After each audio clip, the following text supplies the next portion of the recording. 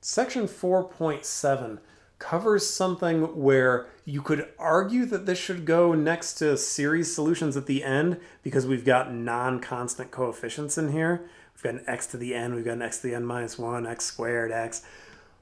But this is a special case where the solutions that you get look a whole lot like the things that we were getting from second order constant coefficients homogeneous.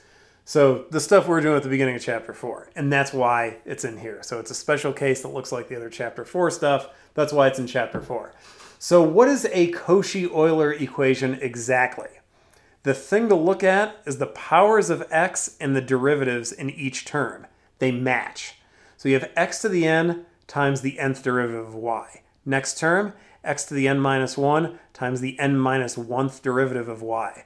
Down here we got an x squared and a y double prime. Here we've got an x and a y prime. So that's what a Cauchy-Euler equation is. It's one with non-constant coefficients, but the power of x and the derivative of y are the same in each term.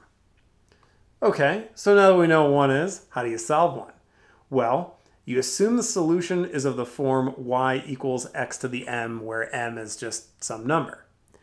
Then you take the first derivative and then the second derivative, which would just be a couple of power rules. You could sub in to the differential equation, and when you do that, you'll be able to factor out x to the m.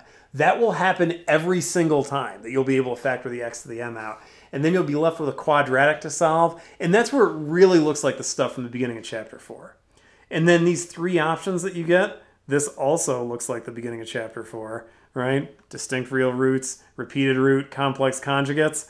So the distinct real roots, if we're assuming that the solution is of the form x to the m, then basically you just get x raised to a couple of different powers as your two, I guess, basis solutions that would give you the general solution. So you end up with that y is c1 times x to the m1 plus c2x to the m2. And m1 and m2 are going to be the things that are the roots of the quadratic equation that you solved. Repeated roots, if you look at this, you go, okay, this looks a little bit different with this natural log in here, but it's the same sort of concept as what we had in the beginning of chapter 4. So with the second order constant coefficients homogeneous, where for the second solution, you had added an x, right? Like you'd have c2 times x e to the 2x or whatever it happened to be. So here, again, you have this extra term, so it's not just a repeat of this. So there's a way to differentiate it a little bit, and that's the part that you add in is natural log. Complex conjugates, and if you look at this one, there is a resemblance to what we had for second order homogeneous constant coefficients, because you have the first term with one trig function, second term with the other, so like with the cosine and sine.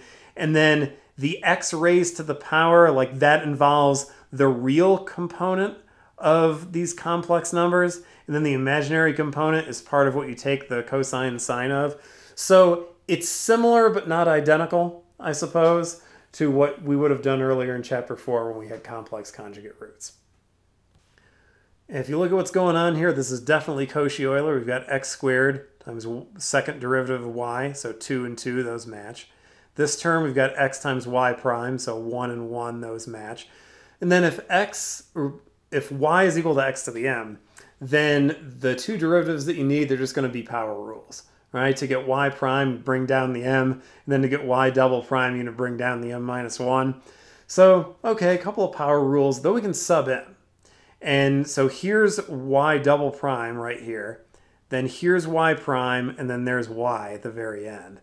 And then if you simplify that a little bit, you end up with this, where then you can really see that you can factor x to the m out. And if you do that, then you can also simplify what's inside the brackets. So like the 2m times m minus 1, you could write that as 2m squared minus 2m, that kind of stuff.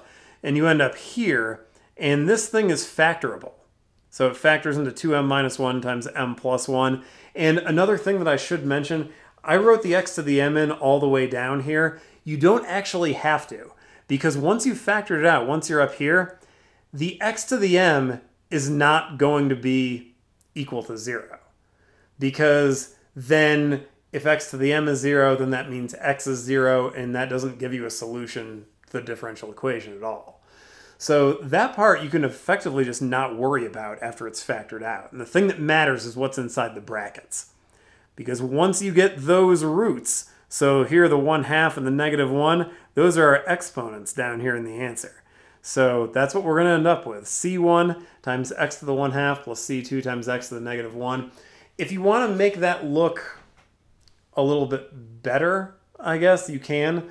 I think that's really just kind of an aesthetic choice, but if you wanted to write that answer as C1 times radical x plus C2 over x or something, that's certainly fine. But if you also just want to leave it here, I think that's fine too. Next example, notice you end up subbing the exact same stuff in because, again, it's another Cauchy-Euler. You're going to assume that y is equal to x to the m. So there's y, then there's y prime, and then there's y double prime. If you sub all those in, you'd be able to factor an x to the m out, and then this is what you'd be left with, the m squared minus m from the first term, and then minus 3m from the second, plus 4 from the third. That ends up being a perfect square. And notice here, I didn't even bring the x to the m down, because I said, well, if this product's going to be 0, the thing in brackets has got to be what's equal to 0 here. But then this is a perfect square, so it's m minus 2 quantity squared. So then that means that m is equal to 2, and we've got a repeated root, since m minus 2 was squared, and that means that the solution ends up being this, c1 times x squared plus c2 times x squared ln x. The third example, you know what's coming. If the first one was distinct real roots and the second one was a repeated root, this one's got to be complex conjugates, and it is. So you sub in the same things, right? There's y, x to the m, there's y prime, there's y double prime. And then what you end up with when you factor x to the m out is m squared plus 9. And then that is going to have complex roots, right? What you'd end up with is plus or minus 3i. So then this ends up being the solution down here. Since the real component of these two numbers is 0, you don't have x raised to the power. I mean, I guess technically you do. You have x raised to the 0, but nobody ever writes that in. So we're just going to end up with c1 times the cosine of 3 ln x plus c2 times the sine of 3 ln x. Example number 4, this is going to be an initial value problem. You can see them right down there. So the first part, getting the general solution, this is actually like number 1 because this is going to be distinct real roots. So again, you'd assume that y is equal to x to the m. So there's y prime, there's y double prime.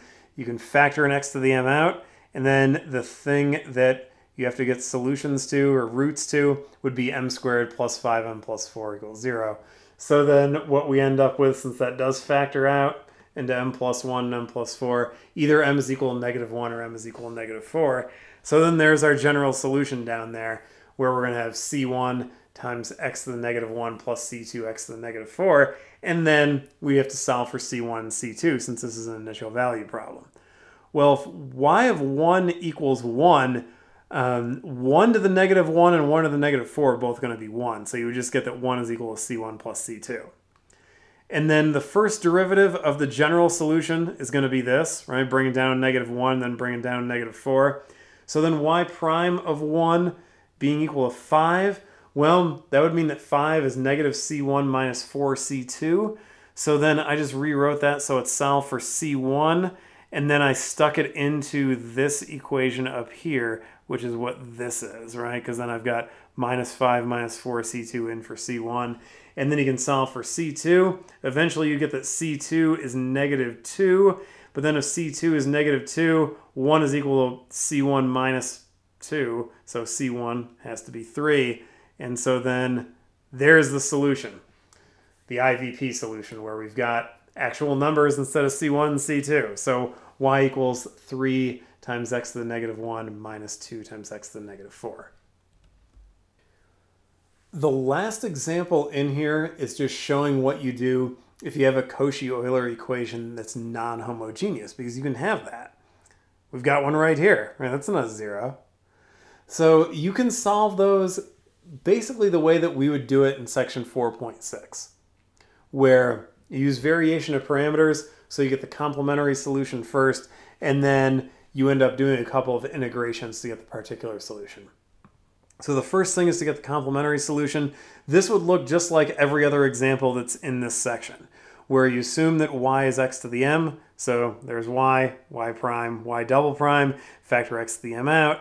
You get this thing, which is factorable as m minus 3 times m minus 1. So either m is equal to 3 or m is equal to 1. So there's y complement down there, c1 times x cubed plus c2 times x. Then the particular solution. So just like in section 4.6, it would be u1 times y1 plus u2 times y2, where I'm saying that y1 is x cubed and y2 equals x. And we're going to need the Wronskian, so I just went ahead and got it. Right? So there's our y1, the x cubed, and there's our y2, the x. Take their derivatives, get the determinant of that, and then you end up with x cubed minus 3x cubed, which is negative 2x cubed. And then using the formulas for u1 and u2 that we had from section 4.6, the integration here is not horrible, ultimately, because that negative x, that's the negation of what's on the other side of the equal sign, so it's that x. And then I guess that one is u2. And then over x squared, which is coming from the coefficient of y double prime. And then there's the Wronskian.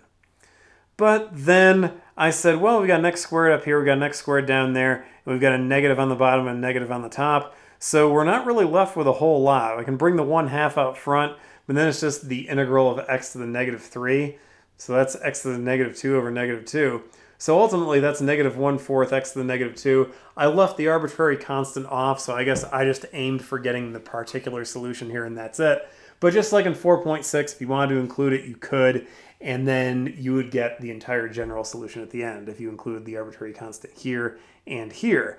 This one, the integration is possibly even easier than the last one when you get right down to it, because you get a whole bunch of cancellation in here. You can factor the negative 1/2 out, but then the integral of 1 over x is the natural log of the absolute value of x, so that's really not so bad, right? And then in order to get the particular solution, there's u1 times y1, which is x cubed, and then there's u2 times y2, which is x. And if we simplify that a little bit, negative 1/4 x minus 1/2 x times the natural log of x. So then the general solution.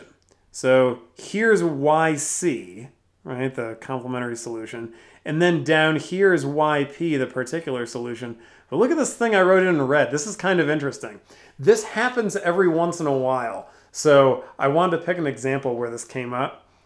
You can actually get rid of a term here because c2x and the minus 1/4 x, those are like terms. So you can combine them together and just say, well, arbitrary constant minus 1/4 is still just some arbitrary constant. So I guess I rewrote c2 minus 1/4 as just another c2. And just said, well, that's going to swallow up this term. I guess you could rewrite that as a c3 if you wanted to. That would be a little more proper. But either way would work as long as it's an arbitrary constant. So this solution, I guess, is a little bit tighter or a little more efficient because like terms are combined. So this would be the way that like a book would write it, like an answer key in the back of a textbook. It would combine those terms because with textbooks, it's always use as little ink as you can with those things. So everything's written very efficiently, and you would certainly end up with something like this. But that happens, and I think there are a couple of other situations that we'll see within the next month, month and a half, where you end up with terms that you can combine where you can say, well, this is just an arbitrary constant times, in this case, x. And so we end up with 3 terms instead of 4. So that part at the end, that's kind of interesting. I think that's the first time it's come up so far this semester, but I think there are a couple of other situations later where we're going to see that too.